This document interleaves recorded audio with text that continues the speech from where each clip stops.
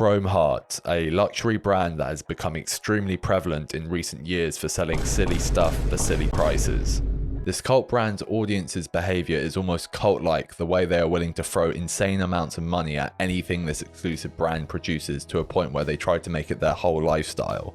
And given the type of stuff Chrome Hearts makes, you could quite easily adorn every aspect of your life with silver hardware and leather crosses. Well, just as long as you have the money. But is there something deeper to uncover with this brand other than just wacky custom items and overpriced sterling silver jewellery and streetwear? From Drake getting a fully customised Chrome Hearts Rolls Royce to people literally financing hoodies and jeans, there has to be something more to this luxury label than just plain old monetary flexing. I think most people assume that this brand was born out of the hypebeast era, which would track given some of their brand strategy and how people love to flex these clothes. But Chrome Hearts is actually a lot older than you might expect. Like with any good American business success story, the company Chrome Hearts of course was born in a garage somewhere in California. In 1988, Richard Stark and John Bowman started making leather products for bikers in LA. Stark had already been in the business of selling high-end leather hides and representing tanneries, and according to him had also been making leather biker products for himself and friends since 1985. But alongside John Bowman, who was already working in the manufacturing of leather goods, the pair decided to apply their respective experiences in the industry and create a brand focused on biker culture. They also partnered with jeweler Leonard Kamut, who specialized in silver, to do all of the embellished hardware that the brand would go on to be iconic for. This is the same year that Richard met and married Laurie Lynn, who would go on to play a massive role in the success of Chrome Hearts, but we'll get into that a little later in the video. Their first proper gig as a company came in 1989 in the form of a horror film where they were hired to do costume design. The story goes that this film was originally named or had the working title of Chrome Heart, which Richard would yoink for his own brand. However, this is sort of contradicted by Richard in a handwritten note detailing his early life and the early days of the brand, which was published in a photography book in Japan in 1997. October 1988. One sedated eve, my favourite design was conceived. I called it Chrome Hearts. March 1989, Chrome Hearts opened. First job, the legendary movie Chopper Chicks in Zombie Town. So Richard claims he came up with the name specifically for some design while getting geeked one evening in '88, but the widely accepted film working title story is backed up by this film poster with the original title. I couldn't find any instances where Richard confirmed that the name came directly from the film, so I don't know, maybe he just lied in his handwritten letter and didn't anticipate that a pedantic YouTuber might notice decades later. Regardless of how the name came about, this first job immediately led to the brand's second gig, as one of the actresses in the film was dating Steve Jones of the Sex Pistols at the time. Steve loved the brand's offerings, so he commissioned some pieces from them that he would wear on stage, which led to Chrome Hearts gaining its first real cohort of customers, which started to slowly embed the brand into the rock music scene. In an article published by the LA Times back in 2002, Richard said this: "Steve Jones introduced us to the cult introduced us to Heart introduced us to Aerosmith, and on and on." Some other notable early clients included Lenny Kravitz, Guns N' Roses, The Motley Crue, and Cher, who specifically would wear the brand religiously and even became very close friends with Richard and Laurie. Going into the 90s, Chrome would continue to grow and expand more into retail and would even start having its products stocked in the infamous Macfield boutique from 1991. In 1992, Chrome Hearts was awarded the Accessory Designer of the Year award by the Council of Fashion Designers of America. At the time, Richard and the rest of his team were so out of touch with this side of the fashion industry that they didn't even know what this organization was and thought their initial attempts to contact them via telephone were a telemarketing scheme. A few years later, in 1994, the founders split, with Richard and Laurie buying John and Leonard's shares and gaining full control of the company. Laurie Lynn isn't simply a co-owner of Chrome Hearts via her marriage to Richard. Rather, she has been a driving force behind the brand's creative direction, marketing strategy, and many other aspects of the business since the 90s. The couple both designed for the brand. Laurie attended the Fashion Institute of Design and Merchandising and has also designed swimwear lines before meeting Richard. In the early 90s, Rei Kawakubo, the founder of Comme des Garçons, helped introduce the brand to the Asian market by stocking their products in some of her stores. Chrome Hearts was a massive hit in Japan, which is to be expected, as this lot love Western rock aesthetics as much as Western weeaboos love anime figures and body pillows. Rock music has had a massive influence on Japanese subcultures, brands and designers over the years. Richard even walked for the Comme des Garçons Homme Plus Spring-Summer 1992 collection in Paris. When asked about how he found this experience, Richard said, "Scary. When it was all over, I bought one of her black cotton button-down shirts and I took all the buttons off it and put Chrome Hearts buttons on it. I crossed out her label and put Comme des Garçons on it and gave it to her as a present." By the time the 2000s had rolled around, Chrome Hearts had cemented itself as a truly unique and successful luxury brand with a CFDA award under its roller belt, multiple international boutiques, and a substantial celebrity clientele. Despite all of this, Richard would not consider the brand to be a true fashion label. There's no game being played for the fashion world. To me, Chrome Hearts has got nothing to do with the fashion world. I guess part of this should be kind of obvious given some of the crazy custom items they've always produced, but with jewellery and clothes being the core of the brand, it still is quite surprising to hear. We don't have any seasons. I make things when I want to make them because I want to make them. This prioritizing of intention and authenticity over commercialization has proven to be one of Chrome Hearts' biggest strengths over the years, and this will become even more apparent later on in the video. Part of this is due to the friendships and partnerships the brand's team has cultivated over the years. Going into the 2000s, this led to many collaborative releases, with the first one coming to fruition in 2002 with the Rolling Stones, which resulted in a runway show called Fashion and Licks. Rei Kawakubo and Richard Stark came together in 2007 for their first Chrome Hearts and Comme des Garçons collab collection, which featured both clothing and jewellery. 14 years later, they would release a more extensive 19-piece capsule collection for fall winter 2021. And then there are these Chrome Hearts hardware-adorned Rick Owens Geo baskets and Ramones, which feel like they are straight out of any archive fashion fan's wet dream. For years I assumed that these were just custom made on request, like Chrome does with Converse or Timberlands, and essentially unofficial custom made bespoke shoes.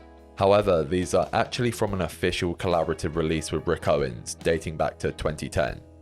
Richard and Laurie are good friends with Rick Owens and his wife, Michele Lamy, which shouldn't be surprising at this point. In an interview with L'Officiel, Laurie had this to say about their friendship and the nature of the collaborations between the two labels.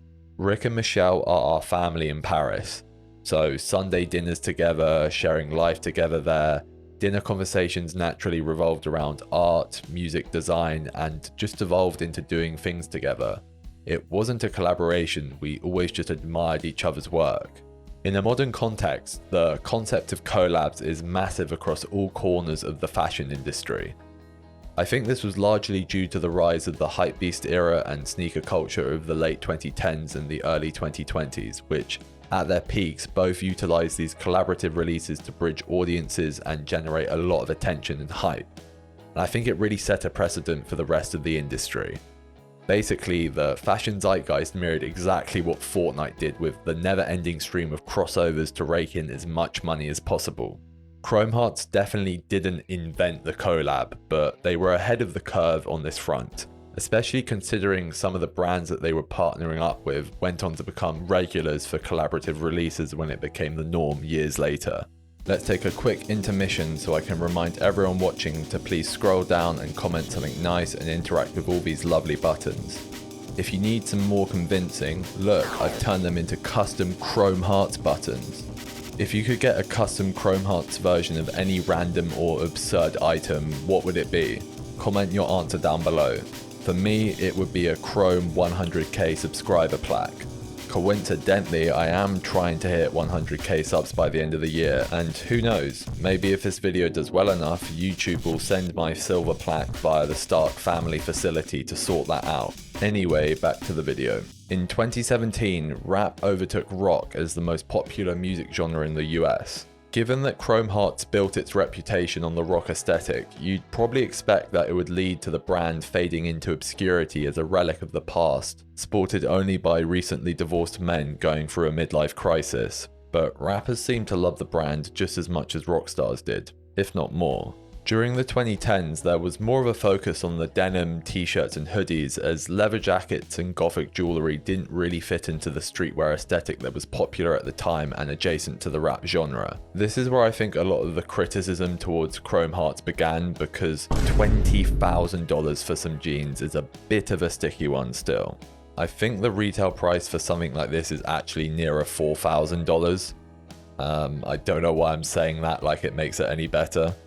Despite nearly all of Chrome's products being made in their LA-based production facility, these sorts of off-the-shelf type offerings from the brand aren't being artisanally made.